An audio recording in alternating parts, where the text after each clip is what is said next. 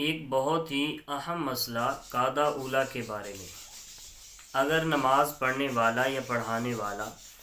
4 رکعت نماز فرض پڑھ رہا ہے یا 4 رکعت والی نماز پڑھ رہا ہے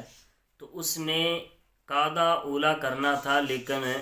وہ کھڑا ہو گیا۔ اگر تو وہ سیدھا کھڑا ہو گیا ہے تو اب وہ بیٹھے گا نہیں، بلکہ تیسری اور چوتھی رکعت پوری کر کے قاعدہ اخیرہ کر کے وہ سجدہ سہو کرے گا، اس کی نماز ہو جائے گی۔ لیکن اگر امام قاعدہ اولیٰ بول گیا اور اللہ اکبر کہہ کر کھڑا ہو گیا تو بعد کے اندر مقتدیوں نے لقمہ دینا چاہا اور لقمہ دیا، تو جب لقمہ دیا تو امام بیٹھ گیا۔ اس صورت میں اگر امام پورا کھڑا ہو گیا تھا تب جو ہے وہ مقتدی نے لقمہ دیا تو امام نے اس کا لقمہ لیا اور بیٹھ گیا، تو مقتدی کی نماز جو ہے وہ جاتی رہے گی۔ اور اگر امام لقمہ لے کر امام بھی بیٹھ گیا، سیدھا کھڑا ہونے کے بعد امام بھی لقمہ لینے کے بعد بیٹھ گیا، تو پھر امام کی بھی جاتی رہے گی۔ اس صورت میں امام اور جتنے مقتدی ہیں وہ سب کی نماز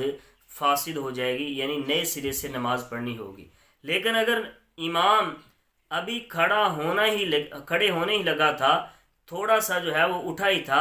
مقتدی نے لقمہ دیا تو امام بیٹھ گیا، اس صورت میں جو ہے وہ نماز فاسد نہیں ہوگی۔ یہ قاعدہ اولیٰ کا مسئلہ ہے کہ اگر قاعدہ اولیٰ میں اس طرح جو ہے وہ امام سے غلطی ہو جائے، لیکن اگر ہم اکیلے نماز پڑھ رہے ہیں تو ہم سے اگر اس طرح کی غلطی ہو گئی تو پھر دیکھیں گے کہ اگر بیٹھنے کے قریب ہیں، ابھی ہمارے یہ جو ٹانگیں ہیں ان کو جدا ہونے میں وقت نہیں لگا اور یہ جدا نہیں ہوئی، تو پھر جو ہے وہ ہم بیٹھ جائیں گے، اور اگر جدا ہو گئی ہیں، کھڑے ہونے کے قریب ہیں، تو پھر ہم کھڑے ہو جائیں گے۔ اس طرح جو ہے وہ نماز مکمل کر لی جائے گی۔